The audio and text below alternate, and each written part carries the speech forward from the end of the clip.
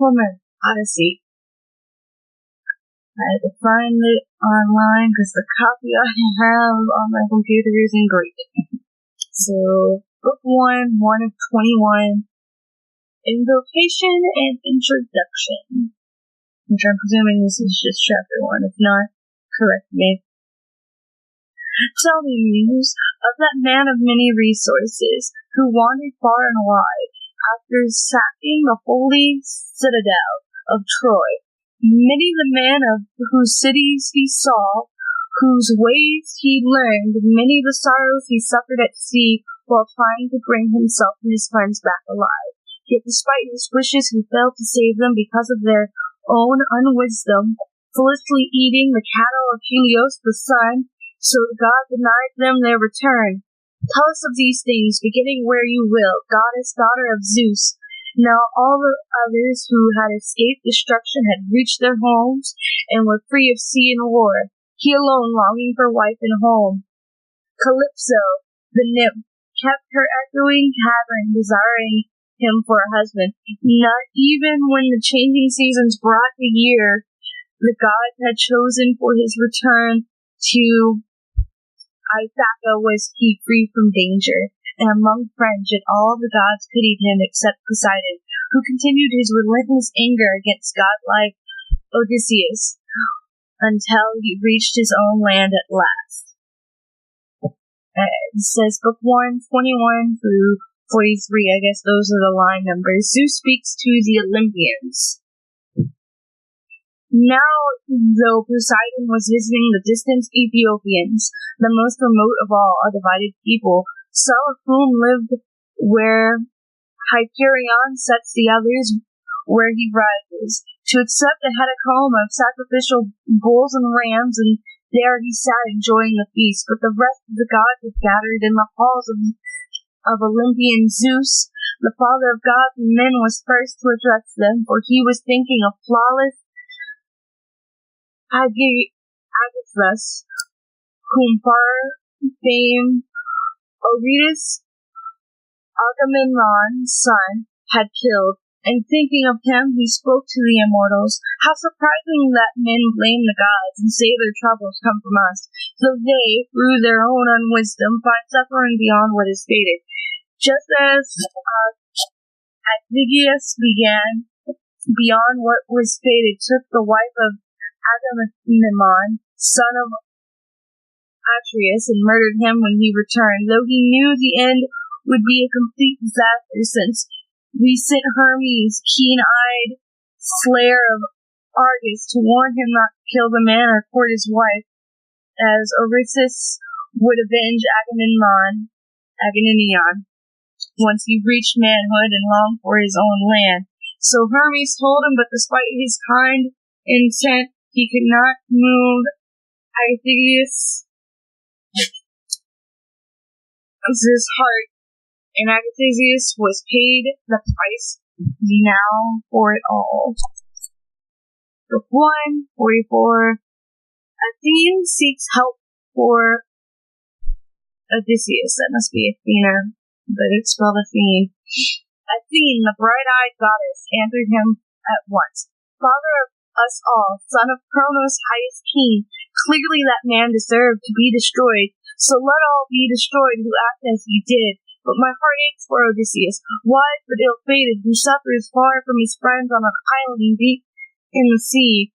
The island is densely wooded, and a goddess lives there, a child of malevolent Atlas. He who knows the depths of the sea and supports the great columns that separate earth and sky. It is his daughter who detains that unlucky, sorrowful man. She lulls him always with soft, seductive words, intending him to forget Ithaca. But Odysseus, who yearns for the mere sight of the smoke rising from his own country, only longs to die. Yet, Olympian, your heart is unmoved. Did he win no favor with the sacrifices he made you? By the Argive ships on the wide plains of Troy, why do you will this man such pain, Zeus? Cloud-gathering Zeus answered her then. My child, what words escaped your lips? How could I ever forget godlike Odysseus, who exceeds all mortals in wisdom and also in sacrifice to the deathless gods who inhabit the broad heavens. It is Poseidon, the earth-bearer, who is always filled with implacable anger against him because of godlike Polyphemus, the strongest Cyclops of all, whom Odysseus blinded. The nymph Dosis bore him, daughter of Phorcys, who rules the barren sea. She slept with Poseidon in the hollow caves. Since that blinding Poseidon, the earth shaker, though he will not kill him, keeps Odysseus far from his native land. Come, let all here plan how he might come home. Then Poseidon will relent, since he'll not be able to contend alone against all the deathless gods together. The goddess, bright-eyed Athene, answered him, Father of us all, son of Cronos, highest king, if it truly pleases the blessed gods of wise Odysseus to return home, let us send Hermes, the messenger, slayer of Argus, to the isle of Ogygia, so he can tell the nymph with the lovely tresses of our unalterable decision that long-suffering Odysseus may come home. Meanwhile, I will go to Ithaca to stir his son and encourage him to call the long-haired Achaeans together and speak his mind to the suitors who slaughter his flock of sheep and his shambling cattle with twisted horns. Then I will lead him to Sparta and sandy Pylos to gain news of his loyal father's return if he can, and so win praise.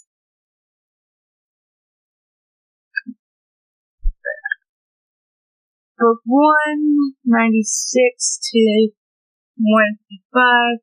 Athene visits Telemachus, and this will be chapter 2, chapter 3. This one is chapter 4.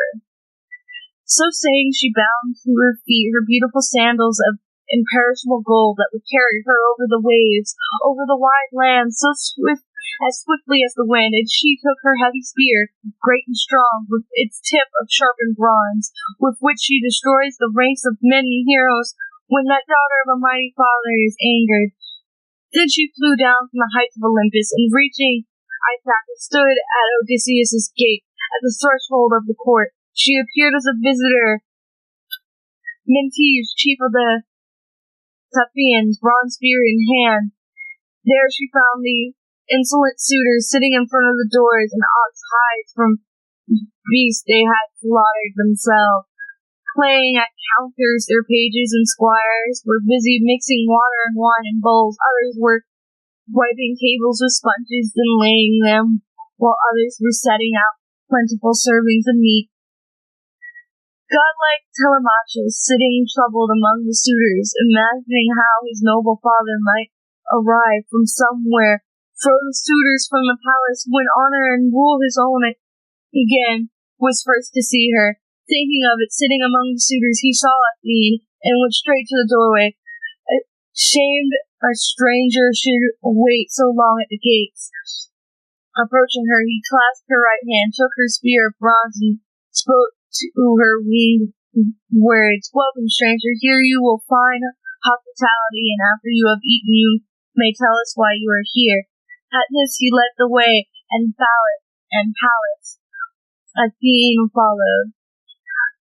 Once inside the high hall, he took the spear and set it in a polished rack by a tall pillar with other spears that belonged to loyal Odysseus. He led Athene herself to a handsome, richly carved chair, spread a linen cloth over it, and seated her there with a footstool for her feet. He drew up an ornate stool for himself as well, away from the suitors, lest the stranger should shun the food, annoyed by the din, finding himself in a crowd of insolent men, and so he might ask news of his absent father. Next, the maid brought water in a fine gold jug and poured it over a silver basin, so they could rinse their hands, then drew up a polished table. The housekeeper silently brought them food and various delicacies, drawing liberally on her store, and a carver lifted plates of different meats and set them down with gold cups beside them, while a steward constantly walking by poured the wine. The insolent suitors entered and sat in rows on stools and chairs. Squires poured water over their hands, while maids piled bread in baskets beside them, and pages filled bowls with wine. And they reached for the good things spread before them. Then, when the suitors had satisfied hunger and thirst, they sought to turn elsewhere to song and dance. And these things crowned a feast. A herald placed a fine lyre in the hands of Phemius, whom the suitors had forced to sing for them, and he struck the chords to begin his pleasant song. Book 1, 156 through 212, Athene introduces herself as Mentis. And this is chapter 5. Then Telemachus spoke to bright-eyed Athene, his head close to hers so the others could not hear. My friend, will you be angered at what I say? These men amuse themselves with music and song freely, since they consume another's wealth without repayment. One whose white bones are tumbling in the waves or rotting in the rain on some far shore. If they saw him here in Ithaca, they would pray for swifter feet rather than rich clothes and gold. But now he is dead of an evil fate, and we have no comfort. Even if someone on earth were to claim he would return, the day he could is past. But tell me this, and speak truly. Who are you, and where do you come from? What city is yours? Who are your parents? What kind of vessel brought you, and whom did the sailors say they were, and how did they land you on Ithaca?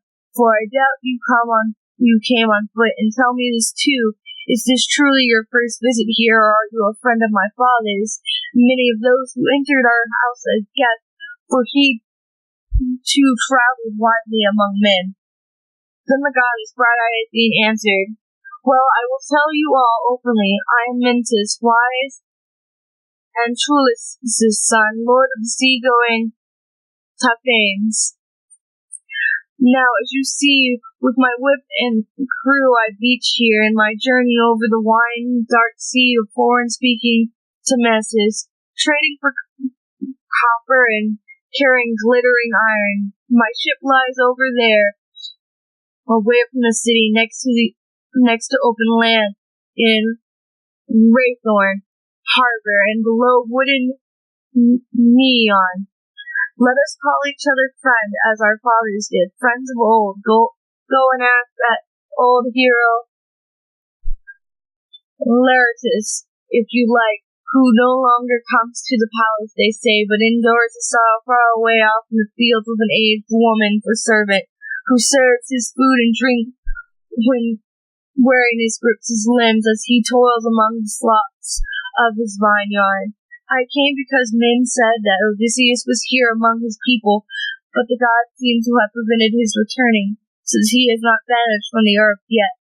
I imagine he's alive and a prisoner on some island in the wide sea, held by cruel and savage folk who keep him there by force. So I am no seer nor trainer in augury. I will prophesy to you what the immortal gods put in my mind, and what I believe will be. Though iron shackles hold him, he will not be kept from his own land much longer. A man of many resources, he will find a way to return. But tell me truly, if you, tall as you are really Odysseus' son. Your head and your fine eyes are amazingly like him, for we were often together before we set out for Troy, where the bravest of Argives sailed in their hollow ships. But I have never seen Odysseus since that day, nor he me. Chapter 6, Book 1, 213 to 51. Telemachus complains of the suitors. Wise Telemachus answered, I will speak honestly. My mother says I am his son, but I do not know, for none can be certain of his own parentage. If only I had been the son of some lucky man who spent old age among his own possessions. As it is, they say, since you ask, that I am born of the unluckiest of mortal men. Then the goddess bright-eyed Athene replied, Yet with Penelope for your mother, the gods have ensured your line will not be unknown. But tell me in truth, what is this feast these folks? Why is this needed? Is it a banquet or a wedding celebration? It's clearly not one where each brings his own provisions, since imperiously, insolently, they feast in your house. Any man of sense who mixed with them would be angered at the sight of these shameful actions. Then wise Telemachus answered, Stranger, since you ask the question, our house once seemed made for wealth and honor, when Odysseus was with his people, but the gods have willed otherwise since then with their dark design, for unlike other men they have made him vanish. If he had been killed among his friends at Troy, or died in the arms of friends with the war ended, his death itself would grieve me less. Then the Achaean host would have built his tomb and would have won a fine name for his son to inherit. In fact, the heart-bees have snatched him without trace. He is beyond sight and hearing, and leaves me in sorrow and tears, nor do I sigh and groan for him alone, for the gods have granted me other painful troubles. All the princes who rule the island, Dulichium, Same, and the wooded Sagnesius, and all the lords of rocky Ithaca, court my mother and consume my wealth with their feast. Soon they will destroy me too. Chapter 7, Book 1, 252, 305. Athene advises Telemachus to seek news. Moved to anger, Pallas Athene spoke, you have dire need of lost Odysseus, to set hands on these shameful suitors. If only he were standing at the palace gates now, with his helmet and shield and twin spears, just as when I first saw him at my house, drinking joyously on his way home from Ephyre. After his visit to Ilus, Memorous' son, Odysseus went there as well in his swift ship, in search of a deadly poison to smear on the tips of his bronze-headed arrows. Ilus was in awe of the deathless gods and refused him. But my father, who loved him dearly, did not. If only Odysseus, I say as he was, could confront suitors, they would meet death swiftly and a dark wedding. But indeed it lies in the lap of the gods whether he will return and take vengeance in his palace or not. But I urge you yourself to plan how to drive these suitors from the house. Come, listen, and note my words. Call the Achaean lords together tomorrow. Speak to them all, with the gods for witness. Tell the suitors to disperse, each to his home, and if your mother's heart urges her to marry, let her go back to her great father's house, where they will ready a wedding feast and a wealth of gifts, fitting for a well-beloved daughter. And I will give you good advice, if you will hear me. Man the best ships you have with 20 oarsmen.